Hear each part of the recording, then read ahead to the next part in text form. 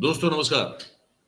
4 PM Gujarat और दस्तक पर आप सभी का बहुत-बहुत स्वागत है। मैं हूं आपका दोस्त मयूर जानी और आज एक मुद्दे पे जो हम बात करने वाले हैं, वो बड़ा एक गुजरात की दृष्टिकोण से बड़ा एक महत्वपूर्ण मुद्दा इसलिए है, क्योंकि 2022 के चुनाव में गुजरात में सही अर्थ में कह सकते हैं कि एक तीसरी राजनीतिक शक्ति का उदय हुआ जिसका नाम है आम आदमी पार्टी। वो इसलिए क्योंकि वो 5 विधायक जीत पाई।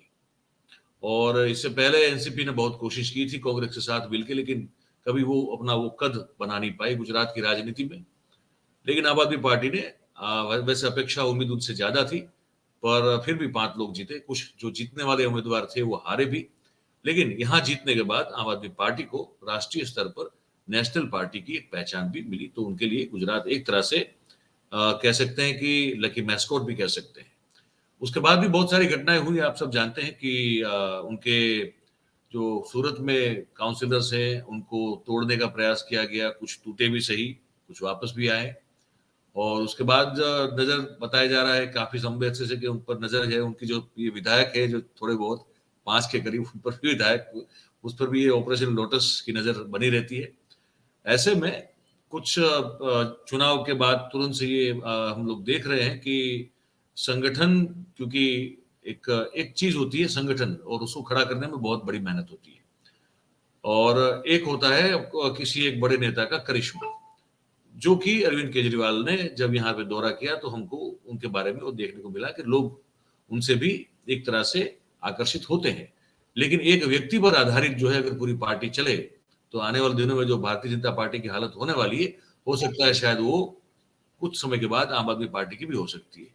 तो संगठन का रोल इसलिए बहुत बड़ा होता है उस पर। और अभी अभी ये एक दिन पहले गुजरात आम आदमी पार्टी के 5 वरिष्ठ लोग, जिसमें सुदान गढ़वी जो कि प्रदेश अध्यक्ष हैं, उनके साथ साथ सागर रबारी साहब, और उनके जो विधायक है मेरे ख्याल से खवा साहब वो भी थे, मनोज सोरठिया भी थे। ये सब लोग जो है उनके साथ अरविंद केजरीवाल के साथ मीटिंग करके आए हैं।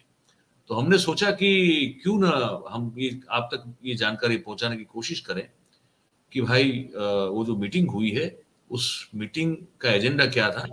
वो जितना बता पाएंगे उतना ही बताएंगे, हम सब जानते हैं, लेकिन जितना आपके लिए जानकारी जरूरी है अगर मिल जाए तो हमारी कोशिश यही है। और गुजरात में आम आदमी पार्टी को लेकर क्या आगे एक सोच तय की गई है, लोकसभा चुनाव भी आ रहा है, तो वो सब चीजों पर बात करेंगे। हमने इसलिए सागर रबारी साहब को आमंत्रित किया है और वो हमारे साथ अभी जुड़ रहे हैं। आप सब जानते हैं कि सागर रबारी साहब जो हैं वो ये इलेक्ट्रोल पॉलिटिक्स में आए उससे पहले किसान नेता के तौर पर उन्होंने बहुत मेहनत से बहुत किसानों के लिए काम करने की कोशिश की। अब वो राजनीतिक मंच से वो करने की कोशिश करते रहते हैं। तो सागर भाई आपका बहुत बहुत स्वागत है 4 PM गुजरात पे।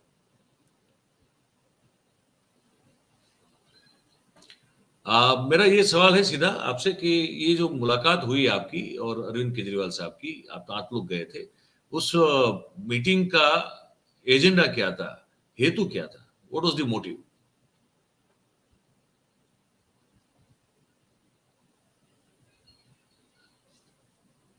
मैं एक सेकंड रुकिएगा, अब आप बोलिएगा। आप जो है आप अनम्यूट हो, अब बताइए, म्यूट पे थे आप जी, अब बताइए। सभी दर्शकों को मेरा नमस्कार। हमारी जो मीटिंग हुई चुनाव के बाद, हम लोग थोड़ा आराम से बैठ के विश्लेषण और आगे की रणनीति के बारे में ठीक से चर्चा करनी आवश्यक थी। बाहर से देखने को जो भी लगे, लेकिन पहली बार किसी पार्टी स्टेट चुनाव में गई हो, 5 विधायक उसके जीते, 40 के करीब दूसरे नंबर पे रहे।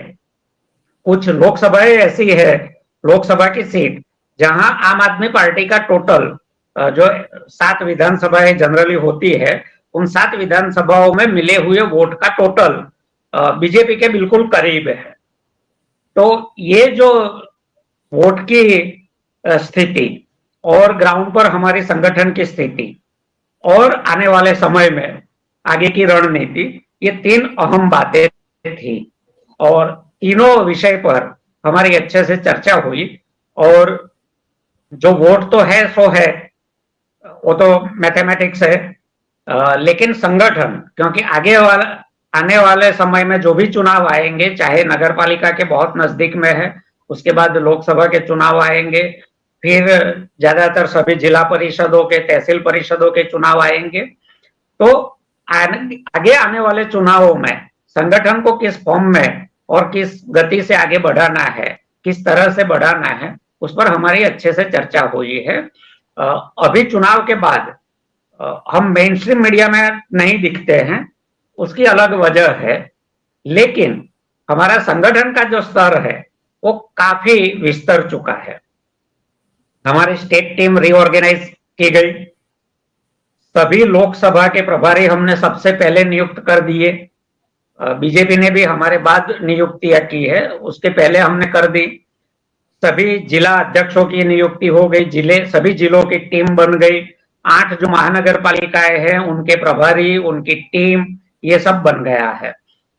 अब जो संगठन का अगला स्वरूप है वो सभी तहसीलों के टीम बन जाए हमारी, और महानगरों के जितने भी वार्ड है, हर वार्ड में हमारी टीम बन जाए, ये हमारी प्रायोरिटी है। तो उसके बाद वाला आगे का तबका आएगा जिस पर हमको काम करना है, इसके बारे में हमारी संगठन को लेकर चर्चा हुई। चुनाव के पहले संगठन था, चुनाव के बाद संगठन है, बाहर से जो भी दिखे, लेकिन संगठन काफी मजबूत हो रहा है और हम नए लोगों तक पहुंच भी रहे हैं। मीडिया नहीं दिखाता है, लेकिन ग्राउंड पे हमारा काम निरंतर चालू है। तो यहाँ हमने जो चुनाव के बाद जो काम हुए उससे उनको अवगत कराना था, और जो ग्राउंड रियलिटीज है उसके आधार पर आगे की रणनीति और हमारी दिशा क्या होनी चाहिए, उस पर हम लोगों की विस्तार से चर्चा हुई है। तो क्या आप लोगों ने कोई प्रेजेंटेशन दिया था कि सिर्फ मौखिक रूप से आपने बात कही, कि कुछ आपने जो है लिखकर भी दिया है केजरीवाल साहब को? Was there a presentation kind of thing? नहीं नहीं, वो पावर पॉइंट प्रेजेंटेशन नहीं था, लेकिन हमने जो कहा कि हमारी ये टीम बनी, वो टीम बनी, यहाँ संगठन है, वहां संगठन है, तो उसका पूरा हमारे पास एक्सेल शीट तैयार है और वो हम लेके गए थे। तो केजरीवाल साहब ने ये सब आपकी बात सुन के क्या कहा फिर आपको, आप सभी को? वो काफी उत्साहित हुए, क्योंकि उन्होंने पहले भी अलग अलग राज्यों में चुनाव देखे हैं। चुनाव के पहले, चुनाव के दौरान और चुनाव के बाद संगठन की क्या स्थिति है, तो उनका स्वाभाविक रिएक्शन ये था कि आप लोग बहुत अच्छा कर रहे हैं, ऐसा दूसरे किसी स्टेट में नहीं हुआ है।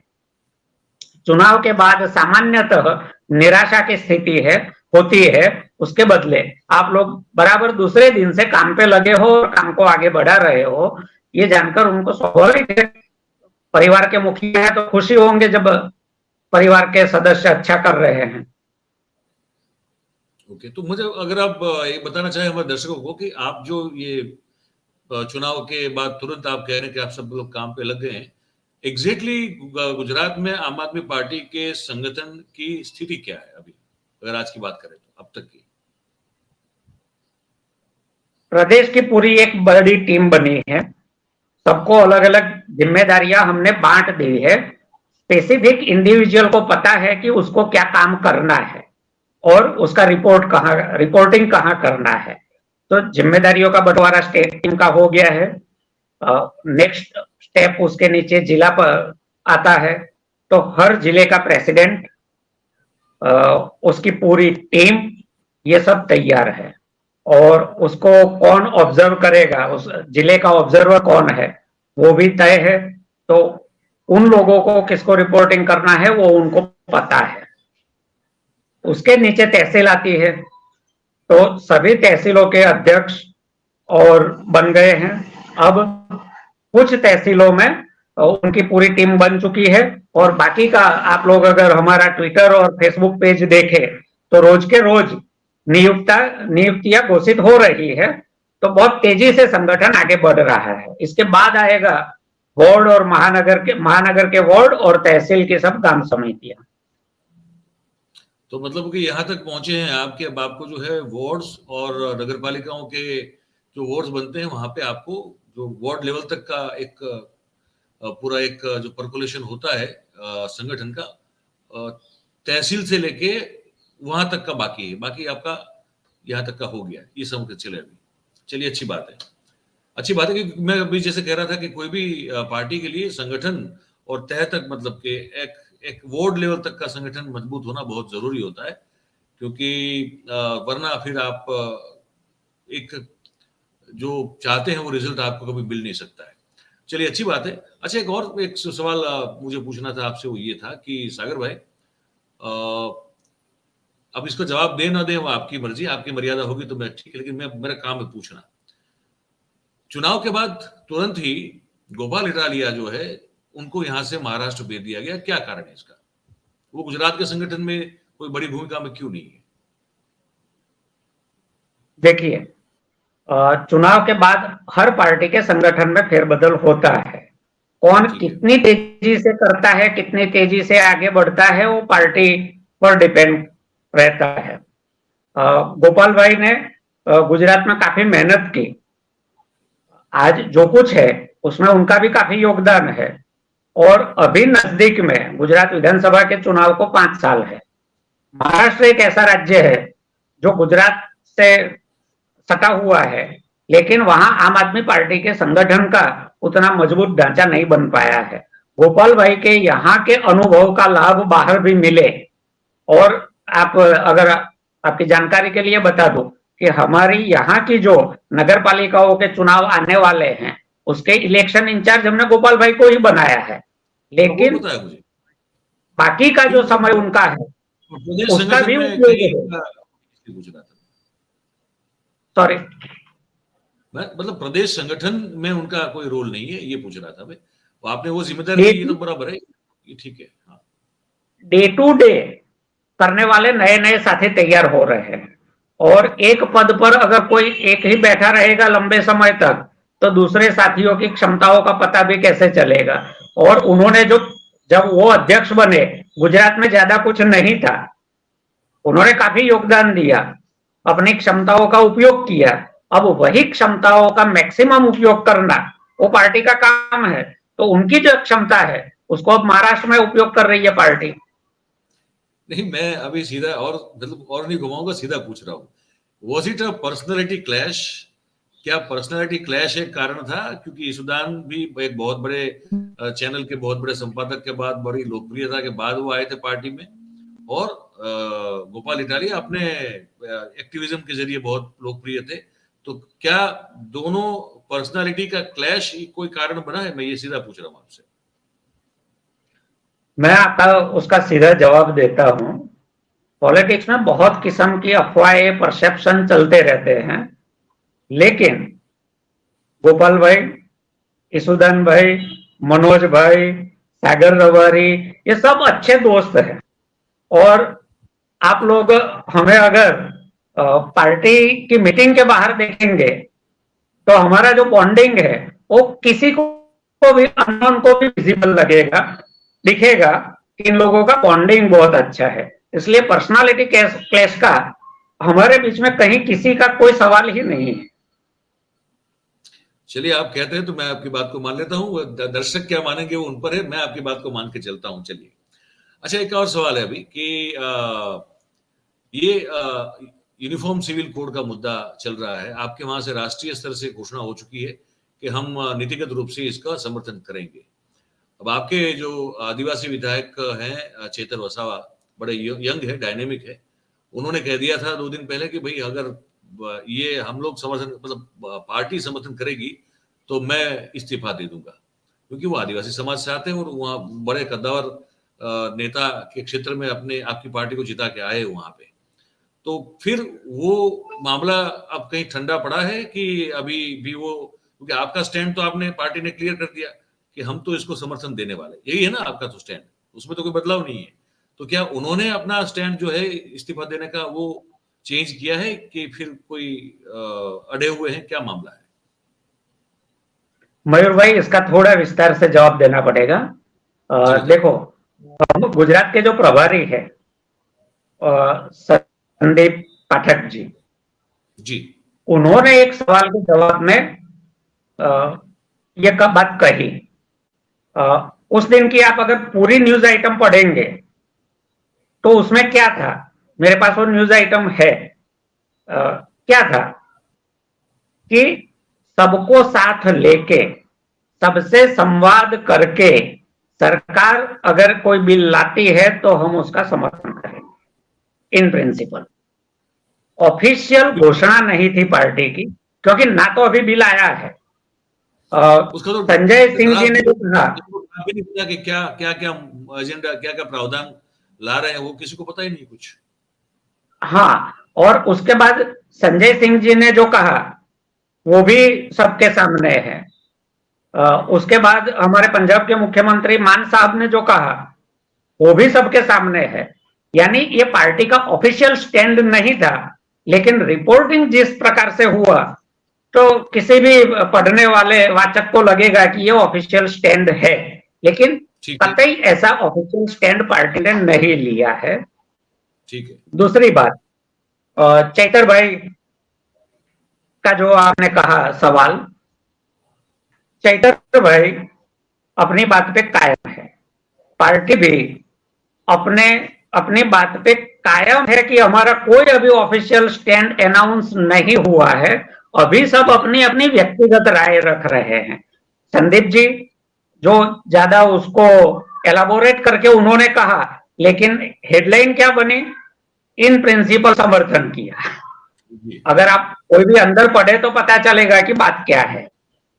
दूसरी तरफ संजय सिंह जी ने भी बिल्कुल अपना जो स्टैंड था वो कहा, मान साहब ने जो भी स्टैंड था वो कहा। तो तीनों बातों में आपको बहुत फर्क दिखेगा। ये ऑफिशियल स्टैंड नहीं है। ऑफिशियल स्टैंड तो तब घोषित होगा जब सरकार कोई बिल लेके आएगी, उसके प्रावधानों को पढ़ा जाएगा, इंटरनल डिस्कशन होगा, उसके बाद स्टैंड तय होगा और वो घोषित किया जाएगा, वो ऑफिशियल स्टैंड होगा। ठीक है। दूसरी बात, यूसीसी को लेके अभी जो चल रहा है, तो हम इतने मासूम भी नहीं है कि ये ना समझे कि ये बंदर के अपना जो संविधान है उसके प्रकरण 4 में जो डायरेक्टिव प्रिंसिपल है उसमें ये बात है। लेकिन संविधान में केवल एक ही तो डायरेक्टिव प्रिंसिपल नहीं है। संविधान में तो इक्वल अपॉर्चुनिटी, इनकम की इनइक्वालिटी रिड्यूस करना, ये सब बातें भी है। बिल्कुल, बहुत सारी बातें हैं, पर्सनल सुधारना, और जो कास्ट और सब कास्ट जो है उन सब के राइट्स और उनकी कल्चरल सोशल जस्टिस की बात है। हाँ, सोशल जस्टिस की बात है। तो बहुत सारे हैं। आरएसएस जो मानता है उसको बीजेपी इंप्लीमेंट करने की कोशिश कर रही है, ये बात समझते हैं हम। ये बात इस समय पे क्यों उठाई गई? 9 साल से सत्ता में है बीजेपी, पहले भी उठा सकते थे। तो अभी चुनाव आ रहा है, अभी उनके पास कुछ चुनाव आ रहा है लोकसभा का, उनके पास कोई चारा नहीं तो ध्यान में रखकर उछलना और उसको घुमाते रहना, ये इनकी पुरानी आदत है। अभी कोई और मुद्दा नहीं था तो ये निकाल दिया उन्होंने। बिल्कुल, पोलराइजेशन के लिए इसको उठाया है, मुद्दा बनाया है। लेकिन अगर इस तरह से, जिस तरह से बीजेपी चाहती है उस तरह से यूसीसी को लागू किया जाए तो क्या हिंदुओं पर उसका प्रभाव नहीं पड़ेगा? आप इनकम टैक्स में जो HUF है, हिंदू अनडिवाइडेड फैमिली, फिर वो तो नहीं रहेगा। हिंदुओं में अलग अलग तबके हैं। दलित एक वर्ग है, लेकिन उसकी भी कास्ट और सब कास्ट है। सब कास्ट है। ओबीसी हमने आइडेंटिफाई किया हुआ एक तबका है, लेकिन उसकी बहुत सारी कास्ट और सब कास्ट है। इसलिए जनरल, ऐसे ही जनरल में भी बहुत सी कास्ट और सब कास्ट है। सबके अपने अपने ट्रेडिशन है। इनहेरिटेंस के अलग अलग, कास्ट के अनुसार अलग अलग ट्रेडिशन है। तो ये सारी बातें जो है हिंदुओं पर भी प्रभाव पड़ेगा। ये केवल माइनॉरिटी को ही प्रभावित करेगा या ट्राइबल को ही प्रभावित करेगा, ऐसा नहीं है। लेकिन डॉक्टर भाई को जो सवाल पूछा गया वो समाज का समाज के अगुवाओं की एक बैठक थी, जिसमें ये हाइपोथेटिकल सवाल पूछा गया कि पार्टी या समाज दोनों में से एक पसंद करना पड़े तो आप क्या करोगे। ऑब्वियसली उनकी जगह आप रहे, मैं रहूं या और कोई भी रहे, जो समाज चुनाव जिताने में अहम भूमिका अदा करता है, स्वाभाविक है अपने समाज के साथ रहेंगे। तो सवाल भी हाइपोथेटिकल था, जवाब भी हाइपोथेटिकल है। ऐसी तो कोई फिर नौबत नहीं आने वाली है कि उनको दोनों में से एक पसंद करना पड़े। आम आदमी पार्टी, देखिए, रिफॉर्म और यूनिफॉर्म में बहुत अंतर है। जी कॉन्स्टिट्यूशन ने जो कहा है वो रिफॉर्म की बात है। रिफॉर्म करते करते जैसे हिंदू मैरिज एक्ट आया, हिंदू इनहेरिटेंस एक्ट, बहनों को हमने अधिकार दिया संपत्ति में, तो ये सारे सुधार है। सभी समाजों को धीरे धीरे सुधारते हुए यूनिफॉर्मिटी की तरफ ले जाना है, सबको समान अधिकार देना है। ये जो डिक्टेटोरियल रवैया है, माइंडसेट है आरएसएस का, उसकी शिक्षा के अनुसार अभी के जो सत्ता पर बैठे लोग हैं उनका भी जो डिक्टेटोरियल रवैया है, उसके अनुसार कुछ भी यूनिफॉर्म नहीं होने वाला है। रिफॉर्म का हम समर्थन करेंगे। आम आदमी पार्टी पढ़े लिखे समझदार लोगों की पार्टी है। जो रिफॉर्म से देश मजबूत होता है उसमें हामी भरेगी। यूनिफॉर्म, भारत की जो विविधता में एकता दुनिया में मिसाल दी जाती है, वही खत्म हो जाएगी। ऐसी कोई बात का हम समर्थन नहीं करेंगे। इसलिए चैतर भाई का रेजिग्नेशन का कोई सवाल भविष्य में आने वाला नहीं है, उसकी मैं आपको गारंटी देता हूं। चलिए, आपने बड़े विस्तार से पर बहुत इस चीज जो चल रही है उस पर आपने एक पूर्णविराम रख दिया। अच्छा सागर भाई, ये अब गुजरात यूनिवर्सिटी के द्वारा जो केस डाल दिया गया है अरविंद केजरीवाल जी पर और संजय सिंह साहब पर, क्या स्टेटस है अभी उसमें? अभी उनको नोटिस गया है, मैटर सब जुडिस है, इसलिए और तो कुछ कह नहीं सकते, लेकिन कोर्ट में है तो वो जो जुडिशियल प्रोसेस है उसको फॉलो करेंगे। नहीं तो उनको प्रस्तुत रहने के लिए जो सबन था और उसके बाद फिर आपकी तरफ से भी कार्रवाई की गई, तो उसमें अब मामला कहाँ आगे आकर अभी रुका हुआ है? लीगल प्रोसेस उसके कहाँ बारे आकर में रुकी है? हमारी लीगल टीम ही उसके बारे में ज्यादा बता सकती है। चलिए, वो तो अच्छी बात है। तो एक तो आपने खुलासा ये कर दिया कि भाई मीटिंग में आपने आप लोगों की जो हुई तो उसमें क्या बातें हुई, मुझे लगता है दर्शकों को ये जानकारी मिलेगी अच्छी। और दूसरी बात आपने जो कह दी संगठन को लेकर जो आप काम कर रहे हैं, और चेतर वसावा और यूसीसी पर जो आपने खुलासा कर दिया, मेरे ख्याल से ये एक महत्वपूर्ण बात थी। और गोपाल इटालिया वाला भी जो है काफी, क्योंकि वो चलता है और हमारा काम है कि पूछे आपको कि भाई कोई पर्सनालिटी क्लेश था या काम हमारा है, हमको पूछना जरूरी है, वो भी हमने आपको पूछ लिया। मीडिया और गोदी मीडिया में यही तो अंतर होता है। हाँ, पूछना तो जरूरी होता पूछना है। चाहिए, इससे पूछना इससे मुझे चाहिए। आखिरी सवाल जो मुझे बना है, जो मेरा बाकी है, जो आप ही के एक निवेदन, शुरुआती निवेदन से वो सवाल का वो जन्म हुआ है। आपने कहा शुरुआत में कि हम बहुत कुछ कर रहे हैं लेकिन हम मेन स्ट्रीम मीडिया से दूरी बना के रखे हुए हैं, समझ के, जानबूझ के। वो क्यों बना के रखे हो, ये बताइए।